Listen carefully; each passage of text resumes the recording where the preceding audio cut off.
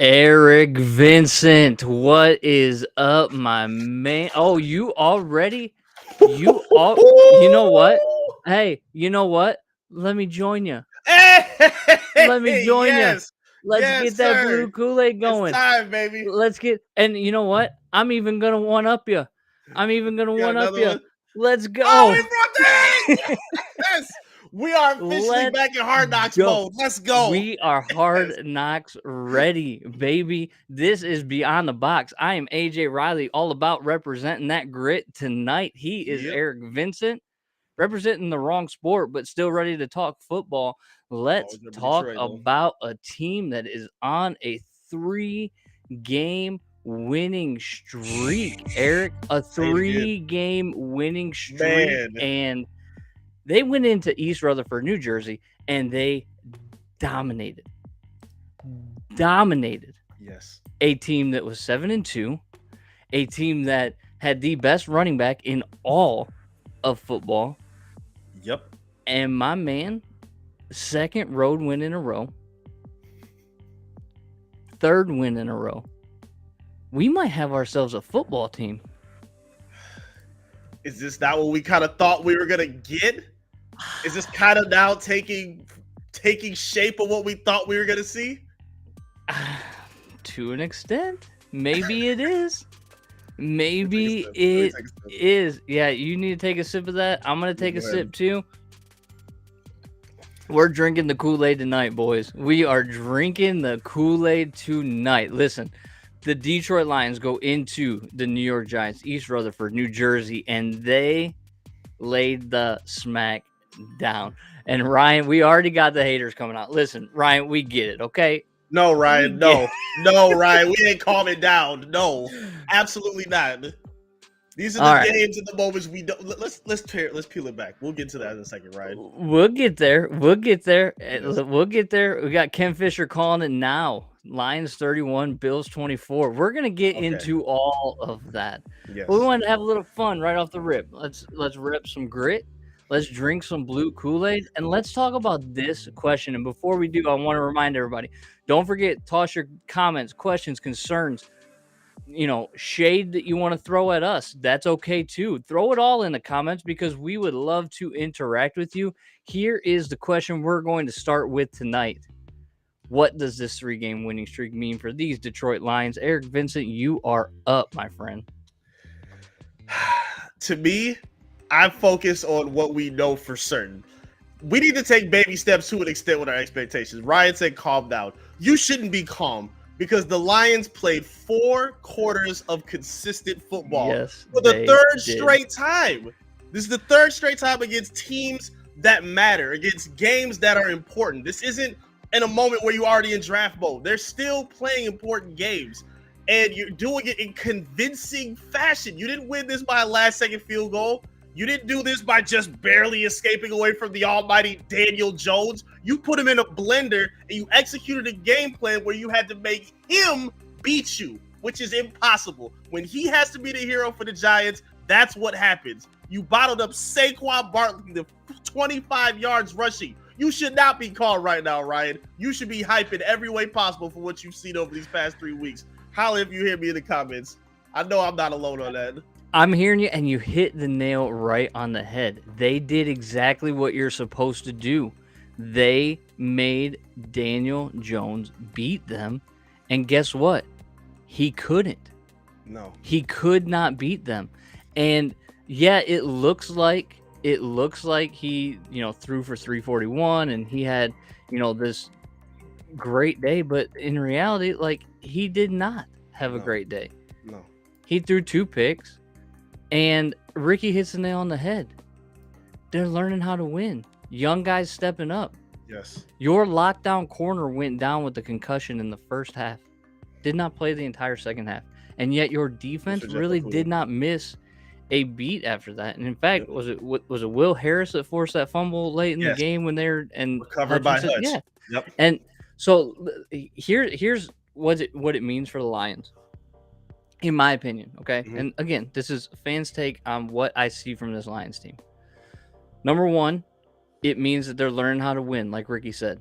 Mm-hmm. Number 2, it's the type of football that they're playing Yes. that we expected them to play from the get-go after Hard Knocks. Mm-hmm. But also number 3, it kind of makes me go, what would this team be if they had made some plays in Seattle and they were sitting at 5-5 right now? Yeah. If they, had gone out and actually showed up to play football in New England, like what would this team be right now? Yep. So it does, while, I can throw on a hat that says grit and I can drink blue Kool-Aid all day long, I'm here for it. But there's always going to be for me that question of we let a number of games slip. We let a number of games slip in the first 7. Yes. So this is good, but it's a little bittersweet to a certain extent. I agree. But to me, I'm at the point where, okay, again, this is a young, inexperienced team, and they made mistakes to start out the season. They're correcting those mistakes now. My third big takeaway at this point would be that the coaches are learning from those mistakes. Are we in the same brain? We must be, bro. Because I was literally getting ready to say that. It's That's the Kool-Aid connection. That's what we're going to call it at this point. Exactly. But they are getting to a point where they're being able to establish an identity. They're being able to play timely football with Jared Goff, not make him look like Patrick Mahomes throwing 30, 40 times. No. Run the ball with Jamal Williams, who leads the league in touchdown runs right now. Even the complimentary backs behind them. Shout out Justin Jackson, Craig Reynolds when he's playing. They're doing good. They're productive. Even with DeAndre Swift banged up, they're finding balance in a creative blocking scheme with this nasty offensive line that's playing at the top of the league right now. So I'm learning a lot about this team to show what they're capable of, and that the coaching staff is not holding them back. They're learning their identity, and they're playing to that identity. So I said all of that to then say what I was getting ready to say next. Yeah, please. What this means about the Detroit Lions is exactly what we said at the beginning of the season. Yeah. Did we expect Dan Campbell to be a brilliant X's and O's guy? No, not at all. Did we expect him to lead a team, philosophically and emotionally and things like that? Yeah, we did. But what we're seeing is, one, the coaching staff's ability to develop young players. Yes. Because these young players have played very well over the last few weeks. Aleem McNeil, second year in the league, had 10 quarterback pressures yesterday. Get you a shot, bro. 10 quarterback pressures. Do you know how many quarterback pressures he had in 2021? How many? 10. He came out the gate, a season's worth of production in one game yesterday. He was fantastic. Second-year guy. You know who else I think is like a feather in the cap of this coaching staff over the last 3 weeks? Derek Barnes, who's been playing like a man possessed. Yes. But you're seeing this system that Dan Campbell and his coaches are inputting. You're seeing the development happen, and you're seeing a young coaching staff also develop. Yes. And for the Lions, what that means is good things. Yes. Is good things. So, yeah, like, Ryan, I'm with you, right? Are we winning the Super Bowl? No. Should we use the P word as if it's something that could happen? No, we should not. But we can be excited, and we can, as Ricky would say, calm up because of what we are seeing on the field right now. Is they're improving. They're not staying the same. Yes. This is not the same team that went into New England and lost whatever to nothing. No. This is not the same team that lost a shootout to Geno Smith 48-45. This is not that same team, and that is exciting. I do want to address Ken's question here about Jeff Okudah needs to play on. Will Jeff Okudah need to play on Thursday? Like, yeah, obviously against one of the best teams in the NFL, like a top tier team, you need your top cornerback, but he's not playing on Thursday because he can't clear concussion protocol fast enough. Is the word that came out from Dan Campbell. Just is unlikely that he will play, which means other people have to step up. Yep. And you've seen that lately. We talked about this during Hard Knocks. I've said it all the time. Like, this is a team that can put points on the board, and we want this defense to be bend, but don't break at best. And you're seeing it at this point. I think they're kind of overachieving, to be honest with you. And one of the points that I wanted to see in terms of their defense was that D line. One of the names that I think deserves way more credit is Kaminsky. He has been fantastic. The D-liner rotation, it hasn't just been Hutch that's breaking out. You said McNeil, Kaminsky's making timely plays. Okwara has been fantastic. Both of them, like, they're making a lot of timely efforts in the backfield, and it's showing how opportunistic they can be in turning these turnovers with guys like Kirby Joseph. So I'm loving this right now. I'm loving what they're doing. So the beautiful thing about all of this is it gives you the opportunity, and you know how I feel about this man, but it gives you the opportunity to kind of take a deep breath on Jared Goff. Yeah, it does. Because the pressure's not on him. Kind of. Yeah. Is he the future? No. No. Should he be the quarterback next year? I'm kind of like 70-30 on that right now, actually. Should he be the quarterback beyond next year? No, absolutely not. But you see, when they play complementary football and they're winning in all 4 phases of the game, you don't need a world beater. No. You just need somebody that can get the ball to wide receivers. Now, he should have had at least 2 interceptions that I can recall yesterday, maybe even more.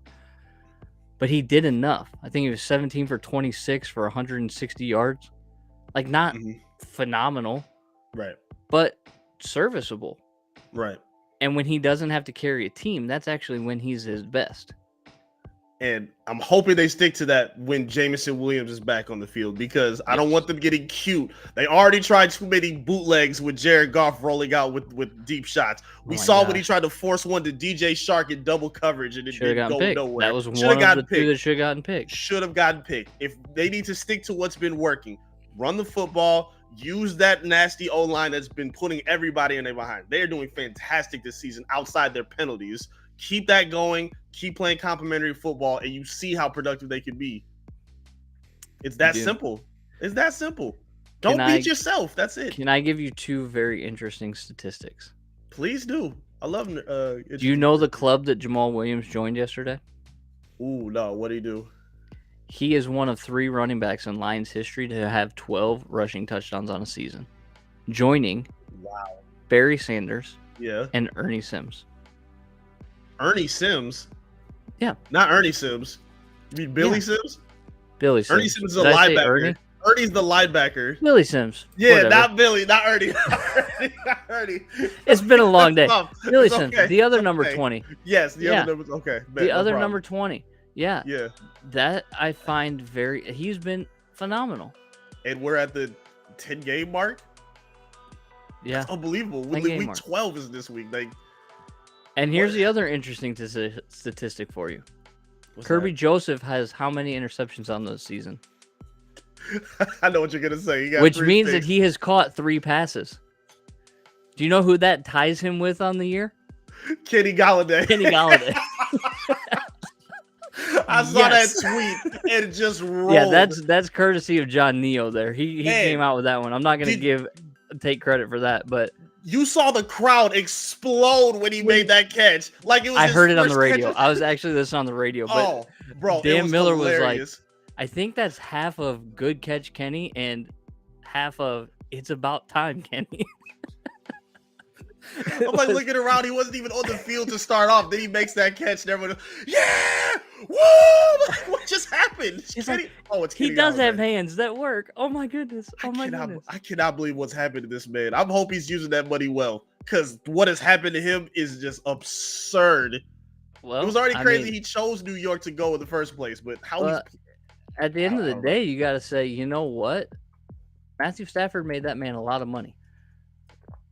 He owes him a lot of Christmas gifts. He owes him a lot of Christmas gifts because my goodness, he has struggled. Yeah, you're correct. It was Billy Sims. I don't know where I got Ernie Sims from. That worried me. I'm like, wait a minute. Ernie did not carry no passes. I think I might have to update an article because I may have screwed that up. Holy goodness. Okay. Holy goodness. Man. So that's going to lead us to this question then, because obviously the thought is, well, what's next? Well, what's next is the Buffalo Bills on Thursday for Thanksgiving. Yep.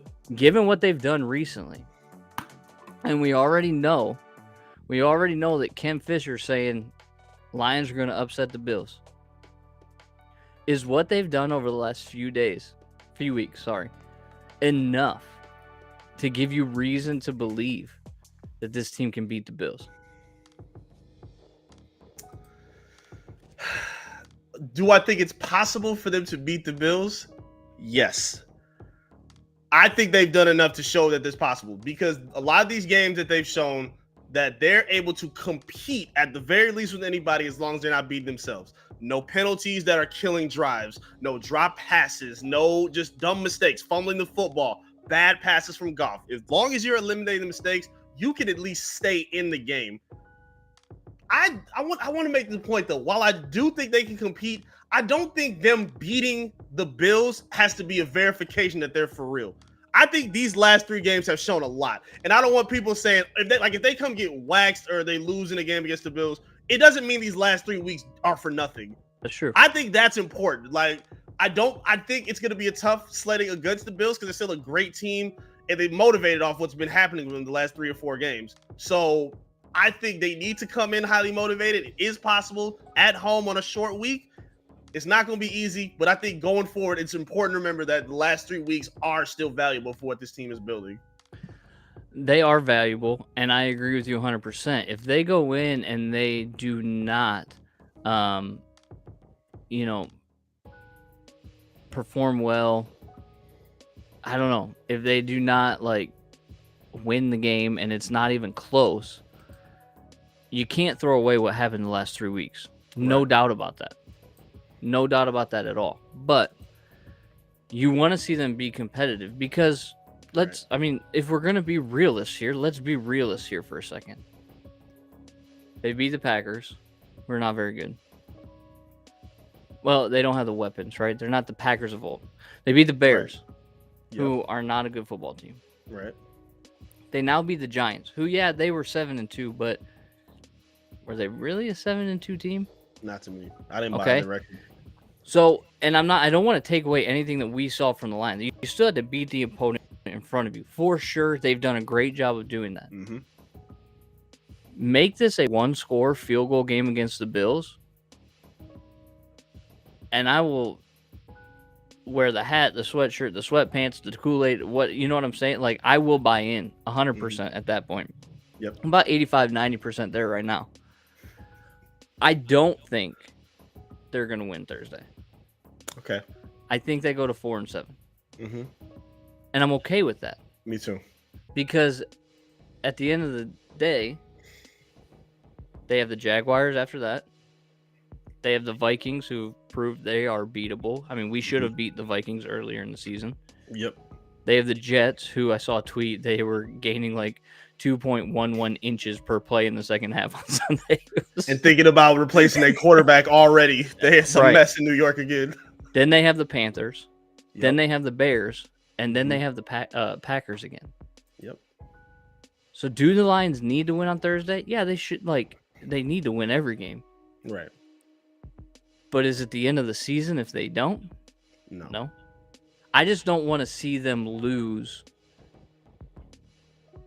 in the same old Lions way. There you go. You know what I'm saying? There it is. Be competitive, play a good game, and let the cards fall where they may. Against a team like Buffalo, you have to play perfect if you're going to beat them. With the lack of talent that you have and the amount of talent that they have, you have to play a perfect game. Right. Anybody can beat anybody in the NFL. There's no doubt about that. I mean, the Jets beat the Bills a couple of weeks ago. Yep. I think the crowd will play a difference. Yeah. Will make a difference because Thursday in Detroit is different. Thanksgiving in Detroit. It's different. And they're coming off a 3-game win streak.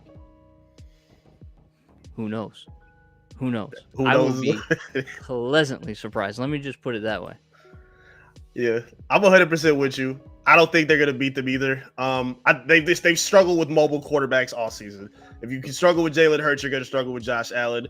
And again, at the very least, you hit it with SOL because it's one thing to lose and it's one thing to beat yourself on the way to a loss. And that's what's been plaguing this team for as long as we can remember. If they just get outclassed by a team with better talent, like if Von Miller goes off and just has a sack party, there's not much you can do about that. That's a Hall of Famer right there you're going against. So at the very least, don't put yourself behind the 8 ball with penalties. Goff has to be on point to an extent. They have to call the right plays. Don't gamble unnecessarily with play calling and fourth downs. Like Dan Campbell's done a good job adjusting to that over the last few weeks. So I want to give him his credit and is due for that for as critical as we've been.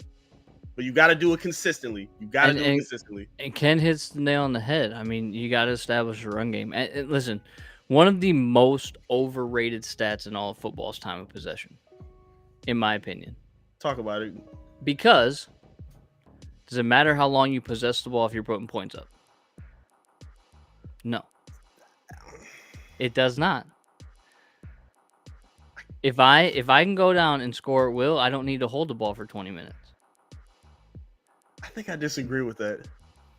I don't think I agree with that. I was just talking to Ricky about this the other day. Like, take, for example, if say you have 2 running backs, you have one that's a home run hitter, like a Chris Johnson. It could just, shoot off for a 70-yarder anytime.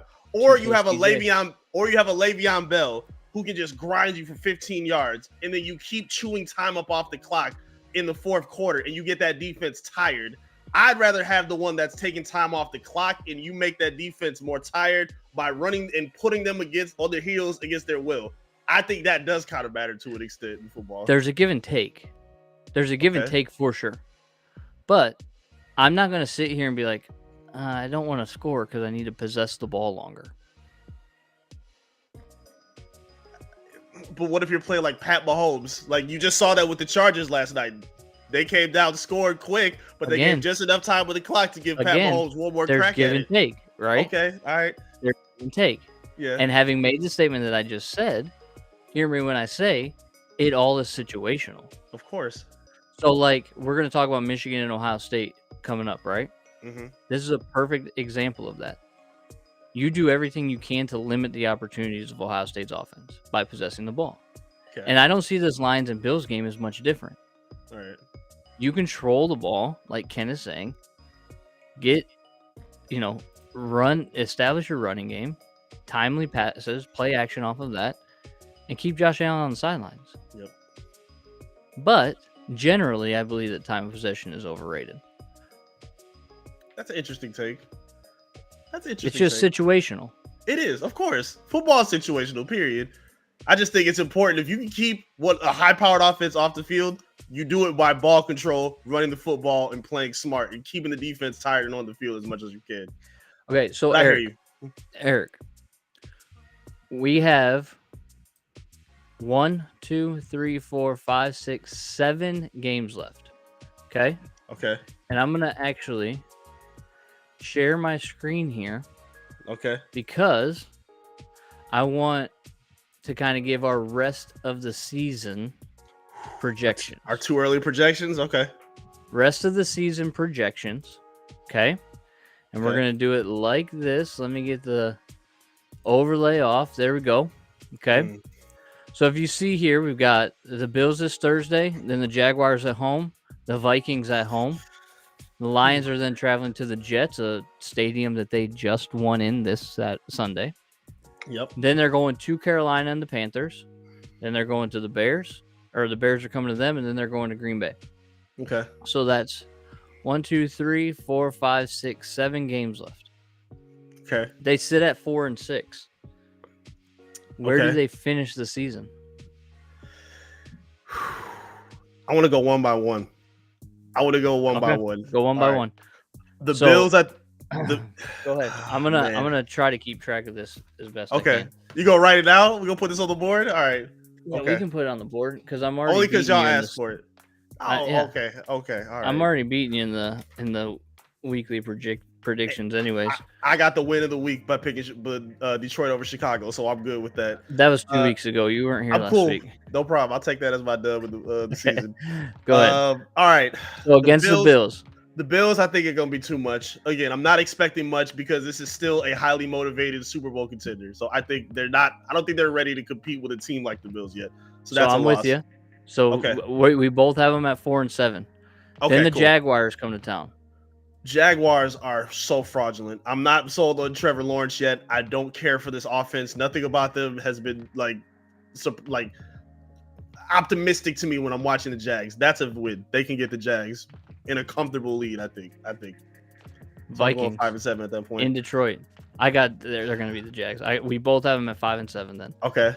The Vikings. I think they get their revenge. I think Minnesota has been fraudulent. I'm happy about what happened to them against Dallas, and I think they still have some more losses and some pain and scars to go through. I think the Lions can get them at home. I think they'll win that game. Okay, this is where we're gonna divert. I'm gonna You have gonna take them losing Minnesota? that game. Yeah, Okay. I think Minnesota's just too. I mean, you take away Jordan Jefferson, and then Justin, they got Justin. What's man, wrong with me today? a Who's three-game Jordan win streak. Jefferson? A 3-game win streak got you scrambled, bro. Look at you. Scrambled. Yeah, you take away Justin Jefferson, they still have Dalvin Cook. So Right. I'm gonna go with a loss on that one, and they get swept by the Vikings this season. TJ Then you Hockenson got them. revenge game. Then you got them at the Jets. Hold on. TJ Hockenson revenge game. No, TJ Hawkinson is as fraudulent as they come. I just That's why, want to like, hear you say that. everybody's That's all. so upset about that trade that they made. And I'm like, I feel better about it are now. you kidding me? I feel better about it now. I And don't be overreacted. I feel surprised. better about it now. Listen, the way that this season is shaking out, I'm just gonna throw this out live now. Don't be surprised if DeAndre Swift's the next one this offseason. Hey, we need to tear into that at another point. But I totally agree with you. you're on not that. gonna get We'll anything into because that. people aren't gonna Right. pay for backs, especially point, yeah. injured backs. Yeah, But don't be surprised. yeah. I thought he was gonna be in that conversation with Hockenson with, but yeah, we'll get into that another day. I totally agree with you on that Exactly, Ken. Exactly. one. All right. So at the Jets. The Jets got a little bit of talent, but they're a mess right now. I think they're still young and inexperienced, just like the Lions. I never really bought into their record. I think they can get that win as well. So you have them winning 3 out of the next 4 games, Yeah, going on if they- another 3-game win streak. Yeah, if they lose to Minnesota, I won't be surprised. But these teams that they're Okay. playing against, Okay. I'm not scared of these teams coming up. Here's the thing: Jaguars, Jets, and Carolina.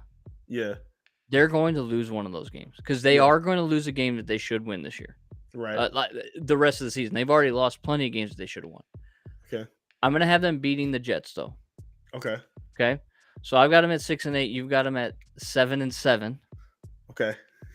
I've already told you that I think that they're going to lose one of these games. So by default, that means they're going to lose to Carolina. Don't necessarily love that, but I got them losing to Carolina. Do you have them beating Carolina? You know I'm not picking Baker Mayfield. Okay. We're beating Baker So, Mayfield. so you are going on record that after 15 games, the Lions will be over 500. Yep. Okay. I can say So- that confidently at this point. Yes. Yep. Okay. So then you have the Bears. Do they sweep the Bears? Or does Justin Fields with no elements take advantage? This is where the downslide comes. I don't think they'll beat the Bears. I think Okay. in a comfortable setting, I think with a game against the Lions now, I think the Bears tighten it up. Maybe Claypool has a surprise game at Ford Field. I don't think they're going to beat the Bears at home. Okay. So I'm with you. And Okay. I'm going to that means I have them at 6-10. Okay. Okay. You have Yep. them at 8-8. Now the Mhm. Packers. Do they sweep the Packers? And can they beat the Packers in Lambeau? I'm so happy they were able to get some wins earlier, but I don't think they had a place where they're sweeping the Packers and the Bears this season. I just don't think it's going to happen. I think they split with both teams, with all 3 teams, and Yeah. I think they lose to the Packers to close the season out and finish 8-9. Oh, I don't necessarily love this. Go ahead. Come on, be gutsy. I'm going to have them sweep the Packers. What? Yeah. Wow. You think they're going to Because they're going to win a game that they're not supposed to. They're going to win a Right. game they're not supposed to either. Yeah. Okay. But ultimately, I have them at 7-10. You have them at 8-9. So not much of a difference. Yep. However, yours would give them a very high probability of getting a wild card spot. Yeah, because the NFC is unbelievably terrible this season. Unbelievably terrible. I don't Yeah. think 7 wins would get them there, but I think 8 would for sure. But we can talk about that when the possibility is like more realistic. Listen, here's the deal, and we'll make this deal with everybody listening right now. If they upset the Bills this week, we'll talk playoffs next week. Let's do that. We should. Deal? We should. I'm all on board. If you can beat Okay. the Bills, you should be able to talk playoffs at that point. We're not I doing would it agree with now. that. Let's hold Okay. it to that. I'm with you. So I have rest of the season, ROS, if you are a fantasy football player, which I know you kind of are, but not really. Oh, is that a shot as I sit with a 30-point lead right now? Leave me alone. Have you seen my team? Your team, yeah, still collusion. We're still going through our investigation. No collusion. No talking to the collusion. commissioner. Just great trades made. Please. I acquired Devontae Adams before I even acquired the other one. But anyways, that's beside the point. That is beside the point. And Justin Fields is not going to continue doing what Justin Fields is doing. He got shut down on Sunday. But okay, so that's going to end our Lions talk. All right. I don't like this idea at all, actually, Ken. You want Josh Allen to have 200 yards very rushing. Bad idea against Josh Allen, who's as mobile as they come, and a defense that's not really good in man coverage. Yeah, so, against a secondary that's without Jeff Okudah, you want to leave them on an island against Stephon Diggs? Look, no, nah. But listen, there's a certain point where you're like, okay, who's the guy that you want to try to let beat you? Right? They made Daniel Jones beat them this week. Right. I'm saying make Devin Singletary beat me. Yeah. If you can. Right? Yeah, if you can. Yeah. But that's kind of where I'm like, okay, how do I stop Josh Allen? And how do I stop Josh Allen, Gabe Davis, and Stephon Diggs? Right? Mm-hmm. Like that's who I'm focusing on. Dawson Knox doesn't scare me. Mm-hmm. That's kind of my focus going into the game on Thursday. And look, short week, anything can happen. Look, they just came off the 3 losses before this week, and they got a win. So now they're comfortable, feeling a little bit better. Maybe they come in a little bit lax, overlooking the Lions, heading into Thanksgiving. Maybe they act funny and you pull it out. Who knows? Maybe. Who knows? It's not impossible as long as you're not beating yourself. Play a good game plan. Make Singletary beat you. I'm with you on that one. Anything can happen. Yeah, it's crappy to sum up to, but anything can happen. And Ken's right. Like if Allen has time, he's going to tear us apart. You're right. But you've got to find a way to mix up those blitzes, and I would even say go into more of like a zone blitz, kind of where you've seen Aiden get his interceptions. Like, he has as many interceptions as Sauce Gardner this year, and he has as many sacks as Thibodeau and Walker combined. Listen, defensive rookie of the year. He's leading he should be leading the conversation at this point. And it's crazy. It's crazy how this conversation has changed because we didn't think he was a bust. We didn't say that. We wanted to see more, but we didn't leap out there. I think he's consistently making his imprint on drives now. He's been spectacular over these last 3 games. I would agree 100%. Eric, talk to the people about GearUpDetroit.shop. Yes, indeed. Make sure you check out GearUpDetroit.shop. Again, it's the holiday season right around the corner. And if you want to get some Lions swag to wear throughout the season as we ramp out for the rest of 2022-2023, GearUpDetroit.shop is where you need to be. Get 25% off your next purchase by using the coupon code BTB25. And as you see, the swagless AJ still able to make this great shirt look so unbelievably fly. I definitely need as much help as I can get. But yeah, seriously, GearUpDetroit.shop. Use that promo code because you got some pretty good swag on there that friends and family will love. You can't see the back, and I'm not going to stand up, but it does have a lion head on the back. It says One Pride on it. So make sure you're repping the city during the holiday season. GearUpDetroit.shop, BTB 25 off for a discount. Eric, let's get into and switch gears to the game. Yes. Ohio State versus Michigan. It is the only rivalry that matters. Mm-hmm. It is the best rivalry in all of sports. I don't care what the Yankees and Red Sox say. I don't care what Alabama and Auburn says. I don't care what Notre Dame and UCLA or USC think. This is called the game for a reason. Now, the game hasn't been much of a game over the last 15 seasons until last year. Yep. And now you have the number 2 and the number 3 team in the country facing off at noon on Fox. How's this one going to play out? Both teams do a good job of being able to sell, and because the rivalry itself is always going to be good enough. People are always going to want to see Michigan, Ohio State, but they do a good job of keeping it competitive and making these games valuable by the end of the season. So I want to be, we'll give them both credit for that. I think,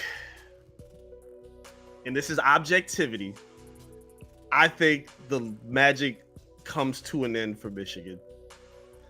I think it slows down at this point. I think going to Columbus with what they're working against at this point, with an unhealthy backfield that Kings coach Solomon will not comment on, he will not give the status of Edwards or Corum at this point. And even if they're in there, I don't believe they'll be 100%. Edwards in with the hand injury, Corum with the knee injury. I don't think they're going to be 100%. And you're going to have to rely on JJ to step in and be the lead of this offense if they can't be 100%.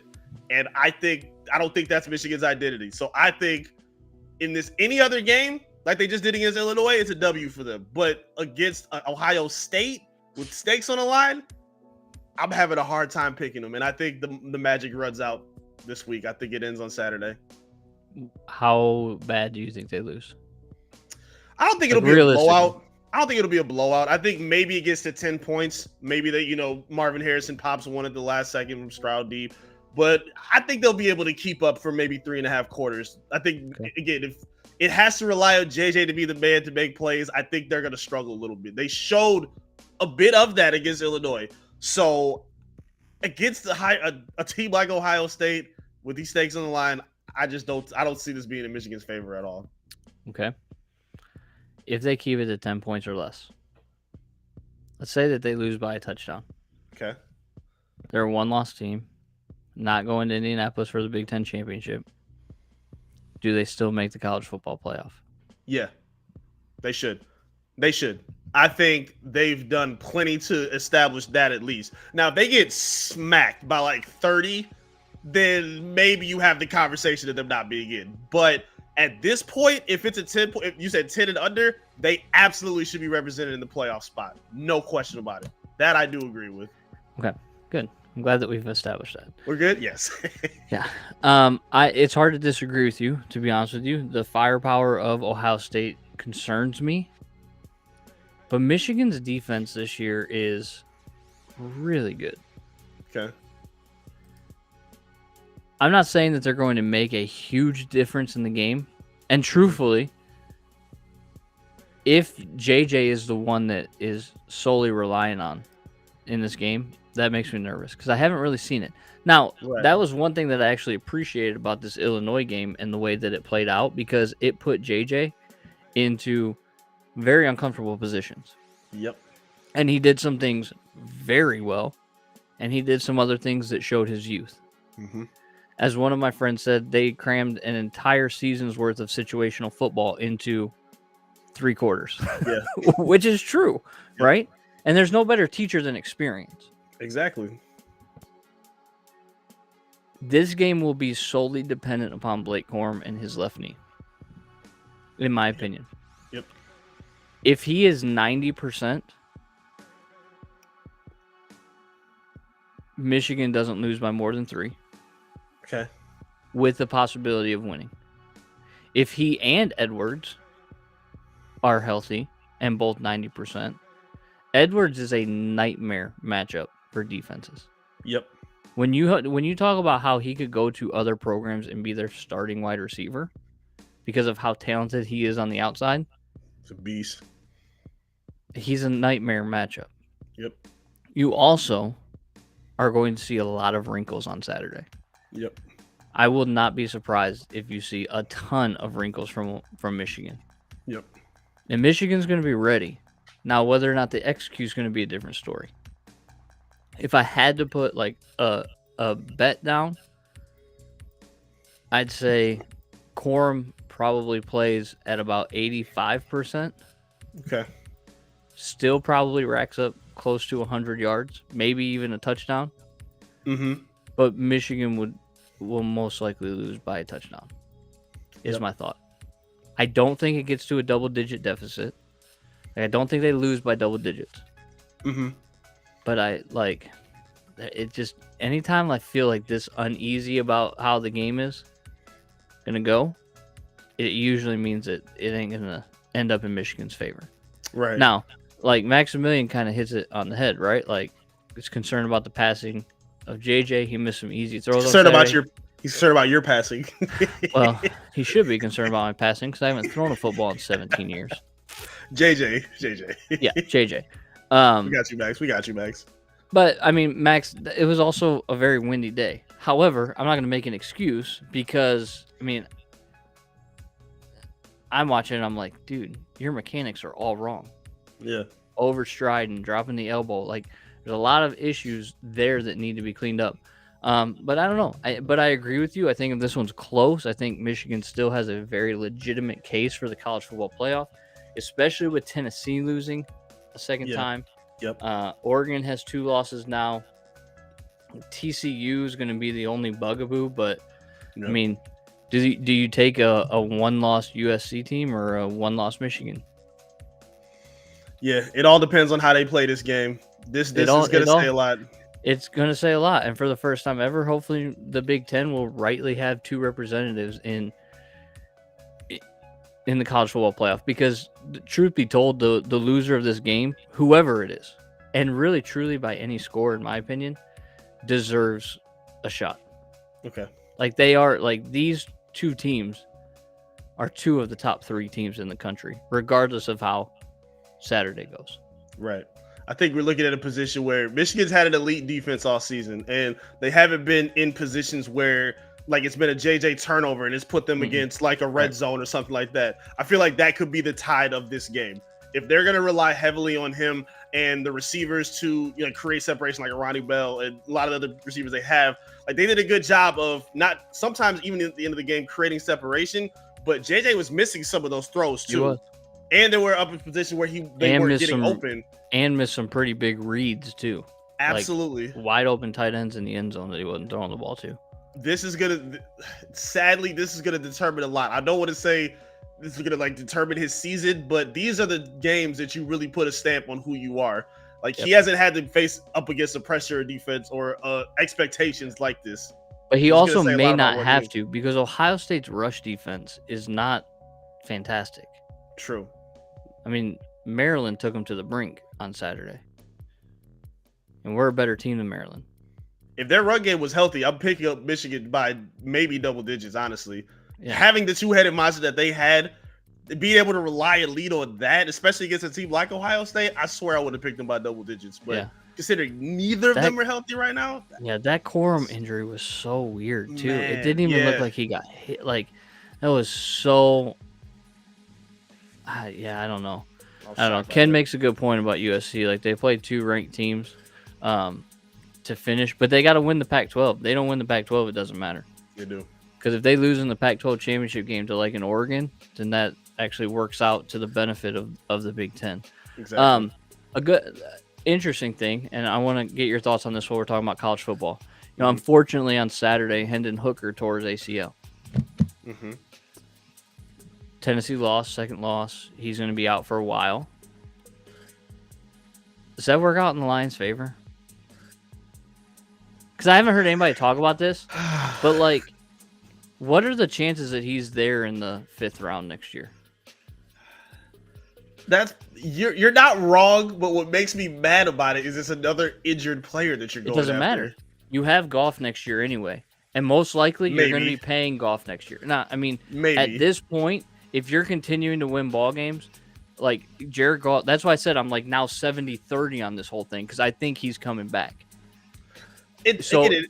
So my thought, you keep Sofol as your backup. You have Hooker, who you drafted in the 3rd round, 5th round. You don't have 4th round pick next year, right? Mm-hmm. You get a guy like Hooker, who we know can toss the rock, on a rookie deal. He spends a year rehabilitating. Jared Goff goes out the door. Usher in the new kid. I actually think that was like a break for the Lions in a way. Maybe. But like a problem they have now is I think Jamal's on the 2nd year of a 2-year deal. So you're going to have to bring him back.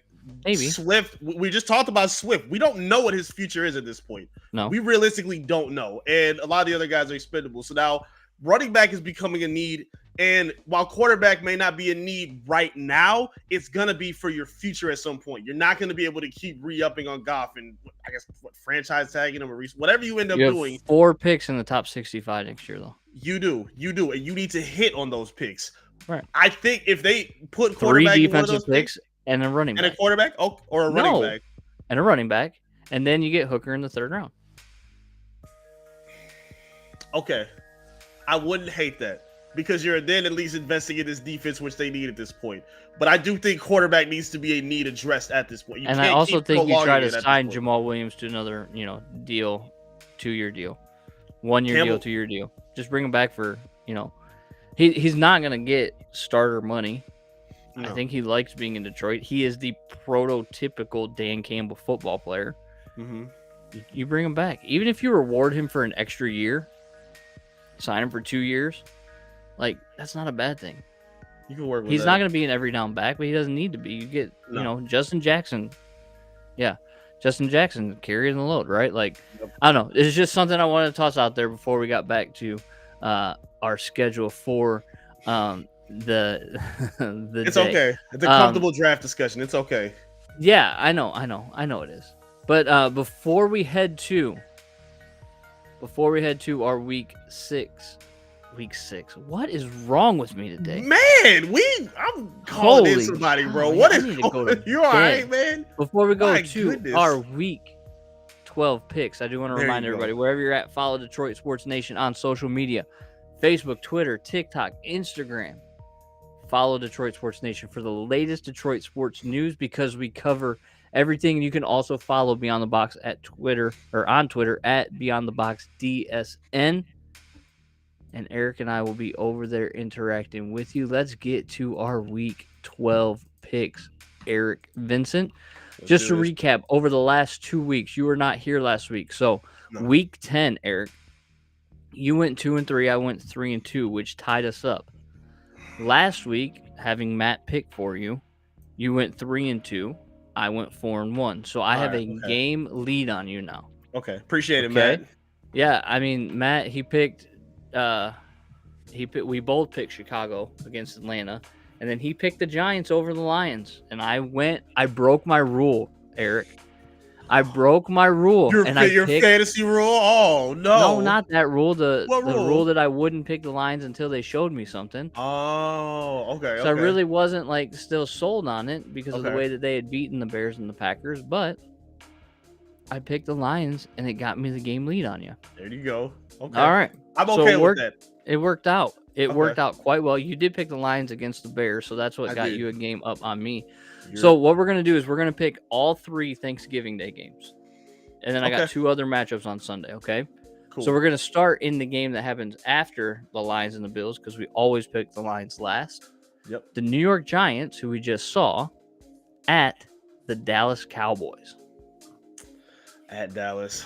Rivalry game. Yeah, Dallas, and they've been struggling in their Thanksgiving games, but I think they get it right. I never bought the Giants record. I think they've been fraudulent, and I think you're going to start to see that revealed. I'm going to take Dallas in this game. I'm going to take Dallas, too, for the sole fact that there were 6 Giants that were injured against the Lions. Yeah, that's part of the reason why, I mean, not to take anything away, again, from what the Lions did. Yeah. But let's give Ken a shout out. He's taking off. See you, Ken. Appreciate you, Hopefully Ken. We'll see you again next week on Monday night. 6 players, man. That's a lot of players to lose in one game. So I'm going to definitely take Dallas as well, even though it goes against a moral code that I have picking the freaking Cowboys. Next up, New England at Minnesota. Okay. This is an interesting one, in my opinion. Yeah. Or maybe it's not interesting. New England makes it interesting sometimes. When it shouldn't be interesting, they still find a way to make it interesting. Yeah. But I'm not picking the Patriots. I don't trust them. I don't like anything about this team, honestly. I'm going to stick with it. Even though I'm not totally into Minnesota either, sure. I do believe they'll be able to outplay the Patriots. Yeah, I'm with you. I think the Minnesota Vikings are just a better team than the New England Patriots. So for sure. We're sticking chalk there for both of us. Okay. Next up, this is a Sunday game. Cincinnati traveling to the Tennessee Titans. Tennessee's been interesting too. Mm-hmm. And I'm going to take Tennessee. I'm done picking against them. I like Coach Mike Vrabel. I think Cincinnati's still going to be able to miss Jamar Chase. I'm going to go ahead and rock with Derrick Henry and the Titans. I like what they're doing. Man, okay, well that's 3 for 3 because I'm gonna go with Tennessee as well. I just don't know if Cincinnati has the ability to take advantage of. Wow. I Yeah. definitely thought you were going to take Joe Burrow with the Bengals. No, I'm gonna take Tennessee. I'm gonna roll with my guy Derrick Henry Okay. and hope that he brings me mucho fantasy points. Okay. Oh, now I want to change my pick. All right, New England at San Francisco. New Orleans and San Francisco. That's what I said, isn't it? You said New England. But it's okay. We were just talking about New England. We're not going to give you. New We're not Orleans. going to knock you with that one. We're not going to New Orleans at San Francisco. Goodness gracious. I'm gonna take San Francisco. I'm going with all the home teams right now. I'm gonna go with San Francisco. I really love the C-Mac addition to this team. I love the element he brings. Jimmy G is so awkward in this because I want to see what Trey Lance or a mobile quarterback looks like with them. Right. But I still think they got enough with that defense attached to it. I'm gonna go with San Francisco. This is a 4-6 and 5-5 matchup, if I'm not mistaken. Yeah, I think you're right. Well, San Francisco plays tonight, so they're 5-5 heading into this game. Yep. We have picked all home teams. Yep. So I'm gonna go with New Orleans. Just because of that? Just because I got a game lead. It's like when you're taking a test and you haven't picked C in a while, you just come back. Yeah, it's kind of like that, right? Okay, all right. Last one, Eric. Buffalo at Detroit. We talked about it at length. Do you have the intestinal fortitude to make it happen and pick our Honolulu Blue Boys? Oh, it went down the wrong way, didn't it? It betrayed you. It definitely did. I wanted to see if it would help me sway my pick, and it has not. I'm going with the Bills. Yeah, it betrayed you. You shouldn't have done that. Yeah, like I said, the Lions had to play a perfect game. I think they're capable of it. I just don't think it's probable. So I'm going to go with Buffalo as well, which means we only have one game that can sway our standings, and that's New Orleans at San Francisco. Mm-hmm. Eric, we have one more segment to get to. It is a segment that we like to call Hoo-Rah and Who Cares? Yep. We're going to pump up a story. It can be from around the sports world because remember that our show covers all sports, even though we only talk football tonight, which is okay because football is what rules right now. Yes. Pump up a story. One story you're sick of hearing about. Go for it. Okay. My Hoo-Rah, I'm going to start off with a base that needs this love. And I appreciate everything that they've been doing. Jackson State. Deion Sanders, Coach Prime, 11-0. First time in their school's history. I got friends over at Jackson State. Shout out Ashton Teasley, the whole pack out there. I love Jackson State, and I love what this team did this season. Again, first time they went 11-0. Had the number one defense, allowing 10 points a game. Standout season by Coach Prime's son, Shedeur Sanders. Coach Prime has talked about wanting to put on players who HBCU players that can get to the pros. These are the kind of performances you can get out of that. He's got some talent on that team. I love what they're doing. Shout out Jackson State. Let's give a hoorah for them in 11-0. All right. My hoorah may be a little bit of a surprise given how much I do not like this guy. Ooh. You know I'm not a fan of Kyler Murray. Right. At all. Neither am I. At all. I think he's a terrible quarterback and is horribly overrated. Totally agree. Would probably still take him over Jared Goff, but that's beside the point. Right.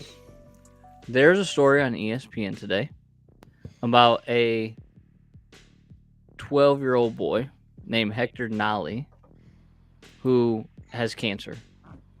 Okay.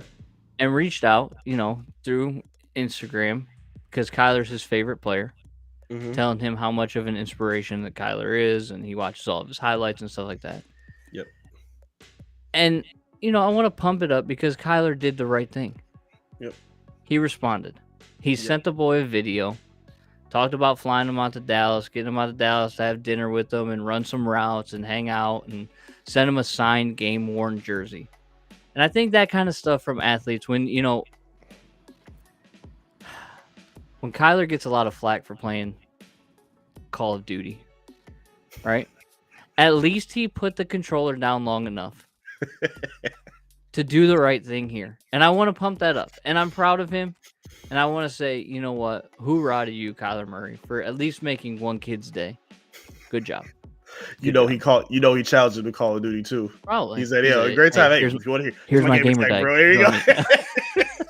Hit me up, man. No, I got practice tomorrow. Hit me up. I swear, I'm free. Hit me up, whatever. No. I'm supposed to study my playbook because it's in my contract, but I'll fake it. They took it out. We good, bro. Come on. Yeah. All right. What's your who cares? I don't want to be mean, but I'm very upset about this. Who cares? Because I don't want to be negative on no Lions, but I had to deal with trolls on Twitter when I was talking about the return of DJ Shark when he came off injured reserve. I said my expectations for him were low at this point, and I was told that I had to have the correct football mind to understand DJ Shark's impact for the Detroit Lions. So analyzing what we saw from the Giants game with DJ Shark, he didn't do a damn thing except stay on the sideline. Again, the only two times we saw DJ Shark was the target he had in double coverage and then the blocking play he had where they called it black for illegal blocking on Penei Sewell. He didn't do anything. And Amon-Ra St. Brown was still able to thrive. The running game was still able to thrive without him, his decoy routes down the field. They seem just fine. So the who cares is to all the excuses I had to hear on Twitter and all the ratioing I saw on Twitter to tell me in my football mind that I don't understand DJ Shark's impact. Get out of here. Can I just piggyback off of that for a second? Take as much time as you want. Can we stop with the "you don't know football" then kind of comments for a second? Like, legitimately, why are we at a point in our day and age, and I swear it's a social media epidemic that just makes people stupid, right? But like, can we stop with the personal intelligence attacks of "you don't have a football mind," or "if you really knew football," or "if you just don't understand the game"? Like, come on. I told somebody one time, I said, I don't feel like I need to, but if you want, just ask for my resume. If you want to tell me I don't know the game of football. And I'll give it to you. 4-year starting varsity quarterback. College quarterback. Tell him. Texas high school football coach. Michigan high school football. Like, you want me to keep rolling out the resume? I know how to watch the game of football. I know the game of football. My opinion, I can still have an opinion. Just because it's different than yours doesn't mean you get to attack my intelligence. And you're doing it for DJ Shark. Right. You're not even doing it for someone who deserves that kind of an argument. Like, a decoy? Let's put Megan Fox in the end zone naked then if you want a good decoy. You paying him on a 1-year deal. You think DJ Shark can go to a team in free agency this offseason? This is a family show, darn it. Why did you have to do that? I'm sorry. I had to get this point across. You might have kids I'm watching. So sorry. He's going to go to teams this offseason and say, hey, guys, they use me as a catches. Decoy. Oh, but those decoy routes, woo! Wait till you see what I got for you. Sure, listen, there's a certain element to them having to commit somebody to DJ Shark who could take the top off of defense. But look, he's had the opportunity to take the top off of defense before he got injured. And what did he do then? Nothing. Like, nothing. If we're going to go to bat for somebody, do we really? Let's pick and choose. Let's pick and choose. We've been going to bat for Rodrigo, for Aiden Hutchinson. Those are the people who deserve that argument. DJ Shark, sit down. Yeah. Sit down. So my who cares, I think, has been done previously, but I'm doing it for a specific reason because I saw a TikTok today. They compared a quarterback's touchdown passes this season and the amount of them to the amount of bathrooms that they have in their house. And I don't know if there's a better way to say you are irrelevant than to be compared to the amount of toilets you have in your house. So my who cares at this point is Russell Wilson. Ooh. I'm so Ooh. like, can he just fly off into the sun? Gosh. At this point, this person literally made a TikTok going, okay, here's an update on Russell Wilson's touchdown passes versus the amount of bathrooms he has in his house. Russell Wilson did not have a touchdown pass this Sunday and has 7 touchdowns on the season. Yep. Him and Sierra have 12 bathrooms in their house, and the bathrooms are feeling pretty confident that they're going to win this year. It might at this pace. First of all, oh man, I should have done a Hoo-Rah for that TikToker because, like, who thinks of that? First of all, but second of all, how irrelevant have you become when people are comparing your amount of touchdown passes to the amount of bathrooms that you have in your house, and then you have kitschy catchphrases like "Broncos country, let's ride," right? Let's ride, Mr. Unlimited. Not like. Dude, we got to stop with it. Russ, you need to, like, change numbers, put a different name on the back of it, wear long sleeves, maybe, like, do one of those, like, undercover videos where, like, a quarterback goes back to a college. Yep.